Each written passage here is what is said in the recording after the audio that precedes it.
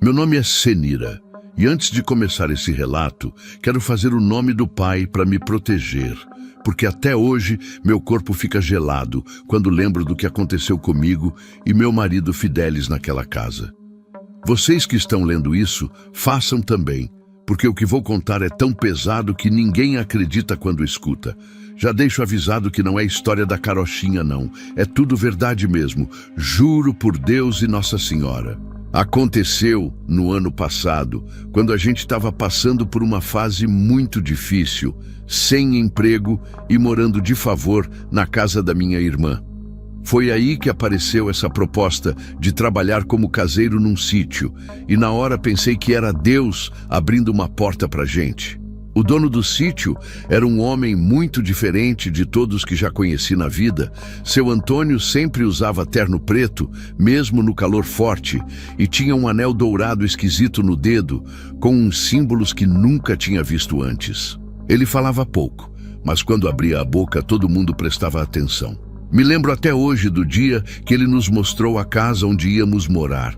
Uma casa antiga, toda de madeira, que ficava um pouco afastada da sede do sítio. Na hora que coloquei o pé na varanda, senti um arrepio tão forte que quase voltei para trás. O piso rangia de um jeito que parecia que tinha alguém chorando embaixo dele. Mas precisando do emprego do jeito que a gente estava, demos graças a Deus pela oportunidade e decidimos ficar. Logo na primeira noite naquela casa, comecei a perceber que as coisas não eram normais. Foi quando deitamos para dormir que tudo começou. O quarto ficava no andar de cima e a escada de madeira era tão antiga que a gente tinha até medo de quebrar quando subia. Lá pelas 3 da madrugada, acordei com um barulho estranho vindo da escada. No começo pensei que era o Fidelis descendo para beber água, mas quando olhei para o lado, ele estava dormindo. O som era igualzinho passos subindo degrau por degrau, fazendo aquela madeira velha ranger.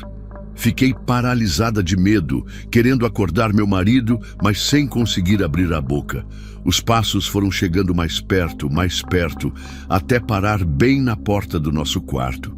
Naquela mesma noite, depois que os passos sumiram, começou um barulho esquisito no telhado, como se alguém estivesse andando por cima da casa. E não era bicho não, que isso eu conheço bem. Eram passos pesados, de gente mesmo. O pior é que quando a gente achava que ia ter sossego, começava uma zoeira na cozinha. Parecia que tinha alguém mexendo nas panelas, abrindo armário, como se estivesse fazendo comida. Fidelis queria descer para ver o que era, mas eu não deixei. Alguma coisa me dizia que era melhor ficar quieta no quarto. Rezei baixinho até o dia amanhecer e quando o sol nasceu, fui correndo verificar a cozinha. Tava tudo no lugar, mas as panelas estavam mornas, como se alguém tivesse usado elas há pouco tempo. No outro dia de manhã, eu e Fidelis resolvemos criar coragem e perguntar para o seu Antônio sobre esses barulhos. Encontramos ele perto do curral, sempre com aquele terno preto e o anel esquisito brilhando no dedo. Quando contei tudo o que tinha acontecido, ele nem pareceu surpreso. Só deu um sorriso meio de canto de boca e falou que era pra gente não se preocupar, que aquilo era normal. Disse que tinha algo morando na casa há muito tempo, antes mesmo dele comprar o sítio, mas que não fazia mal pra ninguém. O jeito que ele falou me deu um frio na barriga. Parecia que ele sabia muito mais do que estava contando. Nessa hora, reparei que o anel dele tinha um símbolo parecido com um compasso e uma régua. E me lembrei das histórias que minha avó contava sobre os maçons. Depois dessa conversa, as coisas começaram a ficar ainda mais estranhas. Uma noite, eu estava sozinha na cozinha fazendo um chá para dormir, quando todas as portas dos armários se abriram de uma vez só. Saí correndo e gritando para o Fidelis. Quando voltamos juntos, estava tudo fechado de novo, como se nada tivesse acontecido. Em outra noite, acordamos com um cheiro forte de comida sendo feita, mas não era uma comida normal, não. Era um cheiro antigo, diferente, que eu nunca tinha sentido antes. E sempre que isso acontecia, o terço velho e preto que ficava pendurado em cima do fogão a lenha balançava sozinho, mesmo sem ter vento nenhum. A situação foi ficando cada vez mais difícil de aguentar. Numa dessas noites, eu estava deitada, mas sem conseguir dormir, quando escutei passos diferentes. Não eram só na escada dessa vez. Dava para ouvir alguém andando pela casa inteira, como se estivesse procurando alguma coisa. O Fidelis também ouviu e segurou forte na minha mão. A gente ficou em silêncio absoluto, só escutando aqueles passos. De repente, começou um cheiro de vela e incenso, igual de igreja. E não era impressão não, porque no outro dia ainda dava para sentir o cheiro pela casa toda. Foi aí que percebi uma coisa. Toda vez que a gente ouvia os passos ou sentia os cheiros estranhos, o anel do seu Antônio brilhava mais forte, mesmo ele estando lá na casa da sede do sítio. O pior de tudo aconteceu numa noite de lua cheia. A gente estava dormindo quando acordei com um barulho estranho vindo da cozinha. Era igualzinho quando alguém está comendo e raspa a colher no fundo da panela para não desperdiçar nada, sabe? Aquele barulho de colher raspando, como se tivesse alguém ali sentado, comendo devagar. Junto com esse barulho vinha um assobio baixinho que gelava até a alma. Nessa hora, o Fidelis levantou decidido a descer, mas quando ele abriu a porta do quarto, demos de cara com todas as velas da casa acesas, formando um caminho da escada até a cozinha. Não tinha mais como negar. Tinha alguma coisa muito errada naquela casa, e o seu Antônio sabia exatamente o que era. No dia seguinte, não aguentei mais e fui falar com seu Antônio de novo. Dessa vez, ele estava sentado na varanda da casa grande, lendo um livro grosso cheio de símbolos na capa. Quando comecei a contar sobre o barulho da colher na panela e as velas acesas, ele fechou o livro devagar e ficou me olhando com uma cara estranha. Foi aí que ele me disse uma coisa que nunca vou esquecer, que aquela casa tinha sido de uma senhora muito religiosa, que passou a vida inteira cozinhando para os pobres e que mesmo depois de morta continuava sua missão. Falou que ela não queria fazer mal para ninguém, só não conseguia deixar o lugar onde viveu por tanto tempo. Enquanto ele falava isso, o anel dourado no dedo dele parecia pulsar, e senti um arrepio tão forte que minhas pernas ficaram bambas. Naquele momento, olhei bem nos olhos do seu Antônio e perguntei por que ele não tinha nos avisado sobre isso antes de nos mudar para lá. Ele só respondeu que algumas coisas a gente precisa descobrir por conta própria e que nem tudo nessa vida tem explicação. Disse também que se a gente quisesse ir embora, ele entenderia, mas garantiu que não tinha perigo nenhum continuar morando lá. O jeito que ele falou, junto com aquele anel esquisito da maçonaria brilhando, me deixou com mais medo ainda. Mas o Fidelis estava precisando tanto daquele emprego e mudar de novo ia ser tão difícil. Acabamos ficando, mas até hoje, toda vez que escuto aquele barulho de colher raspando panela no meio da noite, faço uma oração e lembro das palavras do seu Antônio. Já faz um tempo que a gente mora nessa casa e até hoje não sei dizer se acostumamos com tudo isso ou se aprendemos a conviver com medo. Toda noite é a mesma coisa. Primeiro vem os passos na escada, depois o barulho no telhado e por fim aquela colher raspando a panela na cozinha. Às vezes, quando estou deitada, fico pensando se aquela história que seu Antônio contou é verdade mesmo. Será que é mesmo a alma daquela senhora querendo continuar sua missão de alimentar os outros? Ou tem alguma coisa a ver com esses símbolos estranhos do anel dele, com essas reuniões que ele faz na casa grande com outros homens de terno preto? O Fidelis diz que é melhor não perguntar muito, que enquanto a gente tiver trabalho e um teto, não precisa entender tudo. E assim vamos vivendo, entre o medo e a necessidade. Toda tarde, antes do sol se pôr, acendo uma vela benta que minha comadre me deu e faço minhas orações. O Fidelis pendura alho na porta da cozinha, mas não adianta muito não. É como se aquela presença já fizesse parte da casa, igual as manchas nas paredes ou o ranger do assoalho. O curioso é que depois que aceitamos que não estamos sozinhos aqui, as coisas até que ficaram mais tranquilas.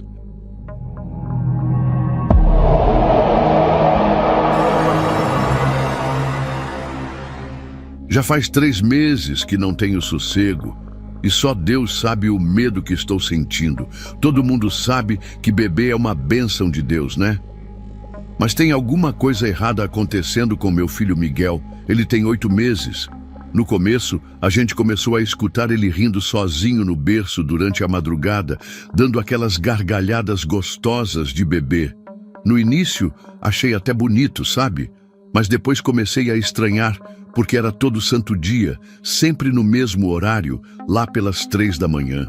Meu marido falou pra gente colocar uma câmera dessas de bebê, com sensor de movimento, pra gente ver o que estava deixando nosso anjinho tão alegre durante a noite. Foi aí que o tormento começou de verdade. Na primeira noite, depois que instalamos o monitor, eu estava na cozinha, lavando a louça do jantar, quando o sensor começou a piscar. Graças a Deus tinha acabado de fazer uma novena para Nossa Senhora Aparecida, porque o que eu vi naquela telinha me deixou sem chão. Tinha uma sombra escura que parecia uma pessoa parada bem do lado do berço do Miguel. Sabe quando seu corpo todo gela? Pois é. Saí correndo na mesma hora para o quarto, rezando baixinho, e quando abri a porta não tinha nada ali. Nada. Mas o Miguel estava sentado no berço, dando risada e apontando para o canto do quarto, como se tivesse alguém ali com ele. Na hora contei para o meu marido, que tinha acabado de chegar do trabalho. Ele tentou me acalmar, falou que devia ser problema da câmera ou reflexo de alguma luz da rua, mas eu sabia que não era isso. Meu coração de mãe não se engana, sabe? Naquela noite, deixei o Miguel dormir com a gente na nossa cama. Não tinha coragem de deixar ele sozinho depois do que vi. Fiquei a noite toda acordada, rezando o terço e pedindo proteção. Meu marido até brigou comigo no dia seguinte. Disse que eu estava fazendo tempestade em copo d'água, mas ele não tinha visto o que eu vi. Aquela sombra não era normal. Parecia que estava observando nosso filho. E só de lembrar meu corpo, fica todo arrepiado. No outro dia, coloquei o Miguel de volta no berço dele, mas deixei a câmera ligada o tempo todo. Passei o dia inteiro nervosa, com um aperto no peito que não passava. Acendi uma vela para São Miguel Arcanjo e espalhei água benta que peguei na igreja em todos os cantos do quarto, mas não adiantou nada. Quando deu 3 horas da manhã, aconteceu de novo. O sensor começou a piscar e lá estava aquela sombra, no mesmo lugar. Dessa vez, fiquei paralisada de medo olhando o monitor. O Miguel acordou na mesma hora, sentou no berço e começou a dar aquelas risadas, como se estivesse brincando com alguém. E o pior, ele apontava direto para o lugar onde a sombra estava. Não consegui mais dormir direito depois daquele dia. Chamei minha mãe para vir aqui em casa, porque ela sempre foi muito devota e conhece essas coisas de espírito. Ela ficou muito preocupada quando contei, falou que não era normal um bebê inocente ficar rindo assim no meio da noite. A gente fez uma corrente de oração, chamou umas vizinhas de confiança aqui do prédio, acendemos vela e rezamos muito. Minha mãe até trouxe umas ervas que ela usa para benzer, colocou embaixo do colchão do berço e pendurou 1/3 na cabeceira. Mas parece que isso só deixou a coisa mais agitada, sabe? O sensor começou a piscar mais vezes durante a noite e o Miguel começou a acordar mais assustado. Já faz 3 meses que isso começou e a situação só piora. Agora o Miguel dorme com a gente na nossa cama, porque eu não tenho mais coragem de deixar ele sozinho naquele quarto. Mesmo assim, às vezes, ele ainda acorda no meio da noite, senta na cama e fica apontando para o nada, dando risada. O pior é que agora ele faz isso em qualquer lugar da casa, como se essa coisa estivesse seguindo ele. Meu marido já está pensando em se mudar, mas a gente não tem condições agora. Já não sei mais o que fazer, já rezei para todo santo que conheço, mas nada resolve. Se alguém aqui Já passou por isso ou conhece alguém que possa ajudar? Pelo amor de Deus, me diz o que fazer para essa sombra ir embora e deixar meu filho em paz. Já pedi ajuda para uma vizinha aqui do prédio que frequenta um centro espírita e ela trouxe uma senhora para fazer uma limpeza no apartamento. A mulher mal entrou no quarto do Miguel e já sentiu um peso muito grande. Ela disse que tinha uma energia forte ali, mas não soube dizer se era boa ou ruim. Fez umas orações, passou uns banhos de ervas nas paredes, mas depois que ela foi embora, tudo continuou igual. O pior é que agora o Miguel fica procurando alguma coisa com os olhinhos quando está no colo da gente, como se estivesse seguindo algo que se move pela casa. Às vezes, ele estica os bracinhos pro nada, como se quisesse que alguém pegasse ele no colo. Ontem mesmo aconteceu uma coisa que me deixou ainda mais desesperada. Estava dando papinha pro Miguel na cozinha quando ele começou a rir e apontar para trás de mim. Senti um frio na espinha e aquela sensação horrível de que tinha alguém me observando. Quando virei para olhar, juro por Deus que vi um vulto escuro passar rapidinho, como se estivesse indo para o corredor. Na mesma hora peguei meu filho no colo e saí correndo para a casa da minha mãe. Agora estou aqui, escrevendo isso tudo tremendo, sem saber o que fazer. O Miguel está dormindo aqui do meu lado na cama, mas toda hora ele acorda, senta e fica olhando para o canto do quarto, dando aquele sorriso de bebê. Será que tem como essa coisa ir embora e deixar meu filho em paz? Meu marido acabou chamando um padre para benzer a casa, mesmo sem ter muita fé nessas coisas. O padre veio, jogou água benta em todos os cômodos e fez umas orações fortes. Enquanto ele rezava, vocês precisavam ver. Os santos que tenho no altar da sala começaram a cair, um atrás do outro, sem ninguém encostar. O padre ficou tão assustado que pediu para chamar mais 2 padres da paróquia. Ele disse que isso não era coisa simples de resolver e que precisava fazer um trabalho mais forte. Mas sabe o que é pior? Depois que ele foi embora, o Miguel começou a chorar sem parar, daquele jeito que parte o coração da gente. Era como se ele estivesse sentindo falta de alguma coisa. Hoje mais cedo, estava arrumando umas roupas no guarda-roupa quando ouvi aquela risada gostosa do Miguel vindo lá da sala. Quando fui ver, ele estava sentado no tapete, batendo palminha como se tivesse alguém brincando com ele. Do nada, os brinquedos dele, que estavam espalhados pelo chão, começaram a se mexer sozinhos, e ele ria ainda mais. Peguei ele no colo correndo e saí de casa. Agora estou na casa da minha mãe de novo, com medo de voltar para casa.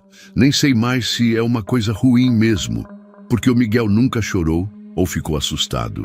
Ele sempre ri e parece gostar. Mas e se essa coisa estiver querendo levar meu filho? Por favor, se alguém souber como fazer essa sombra ir embora, me ajuda. Não aguento mais viver com esse medo. Ontem à noite tive que levar o Miguel no pronto-socorro porque ele estava com uma febrinha. Enquanto esperava para ser atendida, ele começou com aquelas risadas de novo, apontando para o corredor vazio do hospital. 2 enfermeiras que estavam por perto olharam assustadas, porque não tinha ninguém ali.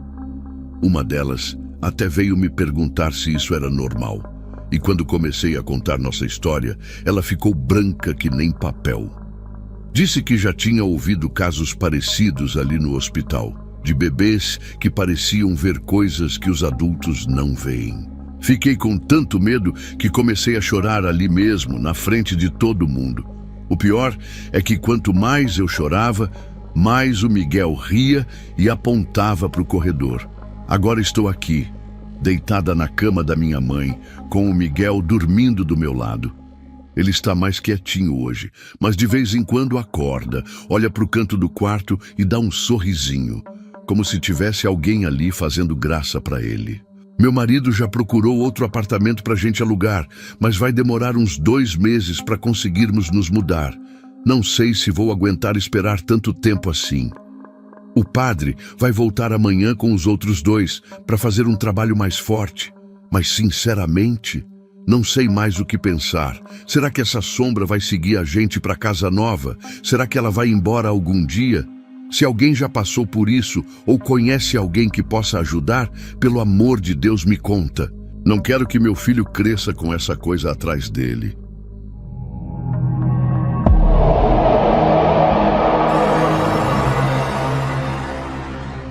Todo mundo sabe que casa antiga sempre tem suas histórias, mas o que aconteceu comigo foi diferente de tudo que já ouvi falar. No começo, eu pensei que era impressão minha, sabe? Mas depois de um tempo ficou impossível ignorar. Tudo começou com aquele armário embutido que tinha no quarto. Era um armário antigo, daqueles bem grandes que vão até o teto, feito de madeira maciça mesmo.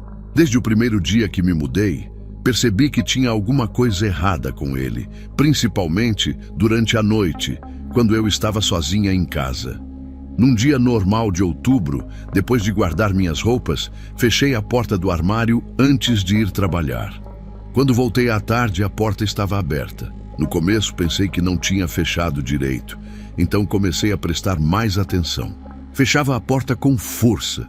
Conferia 2, 3 vezes e mesmo assim, quando voltava, lá estava ela, completamente aberta. Isso começou a me deixar muito nervosa, ainda mais porque minha vizinha, Dona Maria, uma senhora que mora aqui há mais de 30 anos, sempre dizia que a antiga moradora da casa tinha ido embora, de repente, sem explicação nenhuma. Decidi então comprar um cadeado grande, daqueles bem resistentes, pensando que assim resolveria o problema. Mas foi aí que as coisas começaram a ficar ainda mais assustadoras. Na primeira noite, depois que coloquei o cadeado, comecei a escutar umas batidas vindas do armário, como se alguém estivesse tentando abrir a porta de dentro.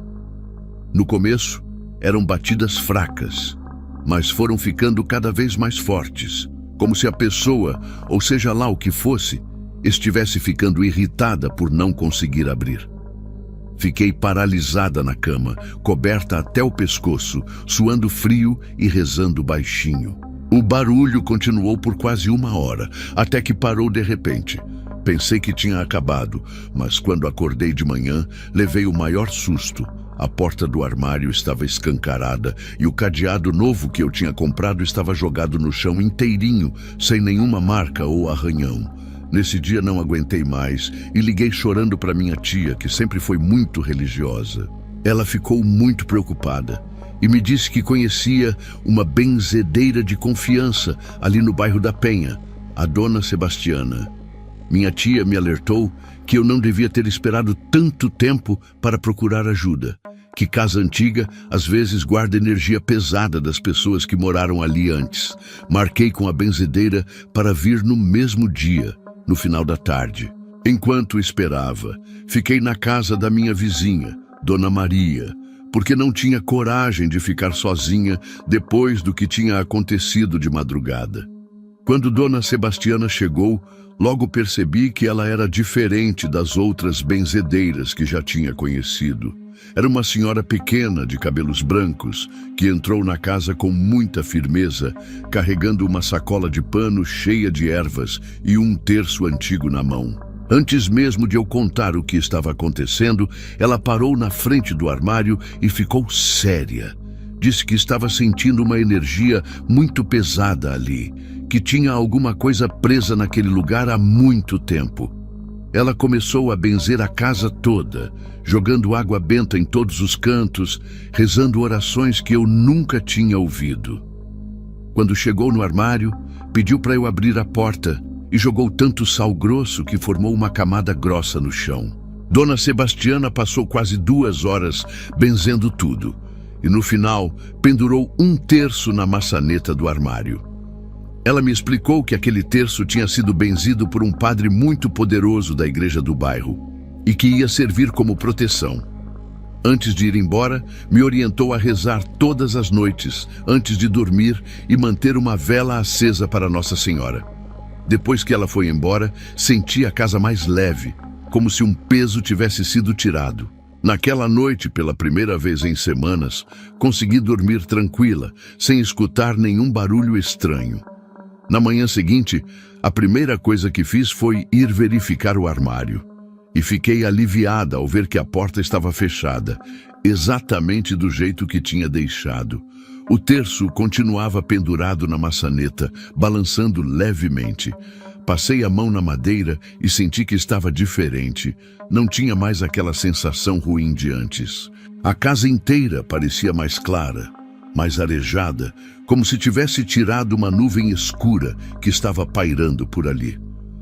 Me lembrei do que Dona Sebastiana tinha falado sobre energias presas e comecei a pensar em quantas pessoas já tinham morado ali antes de mim e o que poderia ter acontecido para deixar uma energia tão pesada naquele armário.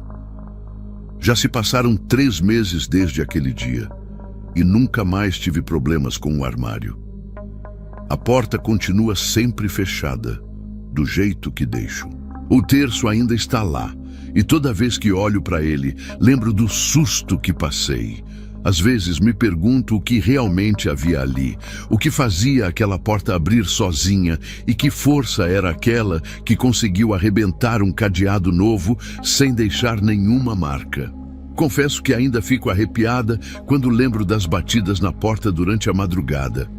Agradeço todos os dias por ter encontrado Dona Sebastiana e aprendi a nunca mais duvidar dessas coisas que a gente não consegue explicar.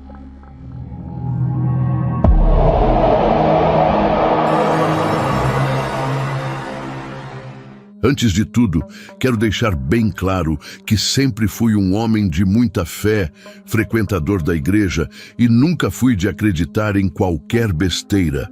Mas o que aconteceu comigo naquele prédio não tem explicação. Todo mundo que eu conto fica arrepiado. E olha que já passei dos 50 anos, tenho experiência de vida. Não sou nenhum molecote para ficar inventando história. Já fiz até promessa para Nossa Senhora para nunca mais ter que passar por algo parecido. E digo mais, depois dessa experiência não duvido de mais nada nessa vida, porque tem coisa nesse mundo que a gente não consegue explicar. Foi numa quarta-feira santa, e isso já faz quase 1 ano. Eu tinha acabado de rezar meu terço, como faço toda noite antes de dormir, quando começou aquela barulheira no apartamento do lado, o 304. No começo, pensei que fosse gente se mudando, porque escutei aquele arrastar de móveis, sabe? Mas era quase meia-noite, e que pessoa em sã consciência vai mudar móveis essa hora? Fiquei na minha, tentei não pensar muito nisso. Só que aí começaram as risadas, umas risadas estranhas, que não pareciam normais. Misturado com as risadas, dava para ouvir uns gritos abafados, como se tivesse gente pedindo socorro, mas bem baixinho. O pior é que eu sabia que aquele apartamento estava vazio, mas como homem de pouca fé que eu era, ainda tentei achar uma explicação. No outro dia de manhã, nem pensei 2 vezes e fui direto falar com seu Rocha, o faz-tudo do prédio. Ele trabalha aqui tem mais de 20 anos e conhece cada canto desse lugar. Quando contei o que tinha escutado, ele ficou branco que nem papel. Foi aí que ele me contou uma coisa que gelou minha espinha. Aquele apartamento estava vazio, fazia mais de 4 anos, e todas as pessoas que tentaram morar lá não aguentaram nem 1 mês. Fiquei parado, sem reação, tentando entender. Como podia ter escutado tudo aquilo se não tinha ninguém morando lá? Seu Rocha ainda me disse que outros moradores já tinham reclamado de barulhos parecidos, mas ninguém nunca descobriu de onde vinham. Naquela mesma noite, resolvi ficar mais atento. Deixei a televisão desligada e fiquei sentado na minha poltrona, bem pertinho da parede que divide os apartamentos. Por volta das 11 horas, começou tudo de novo. Dessa vez, além dos barulhos de sempre, escutei passos, como se tivesse gente andando de um lado para o outro. E não era uma pessoa só não, parecia que tinha uma multidão lá dentro. O pior é que dava para ouvir até o som de pratos e talheres, como se estivessem fazendo uma festa. Meu corpo inteiro se arrepiou quando percebi que as vozes estavam ficando cada vez mais altas, e algumas pareciam estar chorando. Não aguentei ficar ali sozinho com aquele medo todo e liguei na mesma hora para minha irmã, que mora no prédio aqui da frente. Ela sempre foi mais corajosa que eu e entende dessas coisas de espírito. Enquanto eu falava com ela no telefone, escutei um barulho tão forte que até deixei o celular cair no chão. Parecia que tinham derrubado todos os móveis de uma vez só. Minha irmã ficou tão assustada que disse que ia chamar o Padre João, aquele que faz as missas de domingo na nossa paróquia. Ela jurou que em 15 minutos estaria aqui com ele. Mas aqueles minutos de espera pareceram uma eternidade. Os barulhos não paravam e agora tinha um choro de criança misturado com aquelas risadas todas. Fiquei sentado no sofá, rezando todos os tipos de oração que conhecia, desde Pai Nosso até a oração de São Jorge que minha mãe me ensinou quando eu era pequeno. De repente, senti um cheiro forte de vela queimada, mas não tinha nenhuma vela acesa no meu apartamento. O cheiro foi ficando cada vez mais forte, junto com um frio que não era normal, ainda mais numa noite quente de março. Minhas mãos estavam tremendo tanto que mal conseguia segurar o terço. Foi quando escutei 3 batidas fortes na parede, como se alguém estivesse querendo chamar minha atenção. Nessa hora, juro por Deus, ouvi uma voz de mulher chamando meu nome, bem clarinho, como se ela estivesse do meu lado. Nessa hora, não consegui mais ficar dentro de casa. Saí correndo para o corredor do prédio, mas quando cheguei lá, quase caí para trás. A porta do apartamento ao lado estava aberta, e olha que eu tinha certeza absoluta que ela sempre ficava trancada. Seu Rocha até tinha me mostrado o cadeado mais cedo. Fiquei paralisado, olhando para dentro do apartamento e mesmo no escuro, dava para ver que não tinha móvel nenhum lá, o lugar estava completamente vazio. Mas como podia estar vazio se eu estava escutando toda aquela barulheira até agora? As pernas ficaram bambas e o frio na barriga só aumentava. Do nada, todas as luzes do corredor começaram a piscar e a porta do apartamento começou a se mexer sozinha, abrindo e fechando devagar. Graças a Deus, nesse exato momento chegaram minha irmã e o Padre João.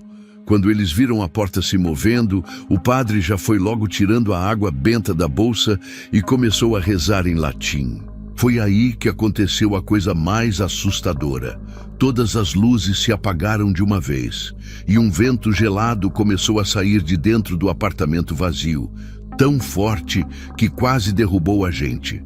A voz de mulher que tinha me chamado começou a gritar, mas agora parecia que eram várias vozes juntas, umas chorando, outras rindo, tudo ao mesmo tempo.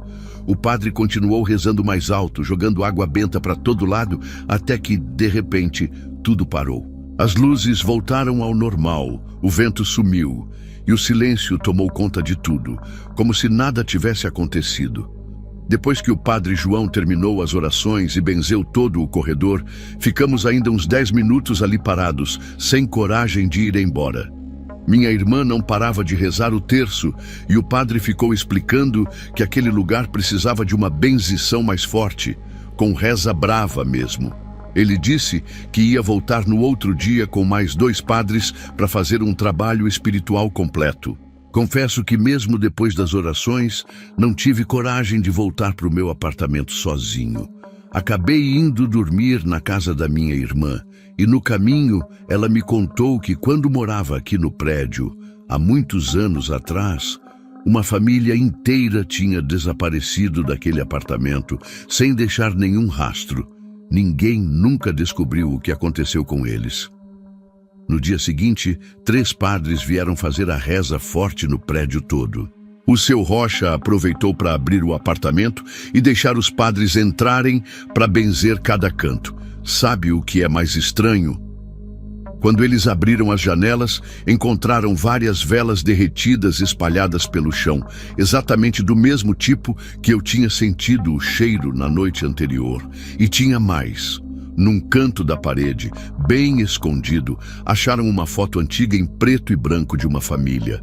Ninguém reconheceu aquelas pessoas, mas a mulher da foto tinha um olhar tão triste que até hoje não consigo esquecer. Depois desse dia, os barulhos pararam completamente, como se nunca tivessem existido. Mas te digo uma coisa: Toda vez que passo na frente daquela porta, faço o sinal da cruz e rezo um Pai Nosso. Vai que...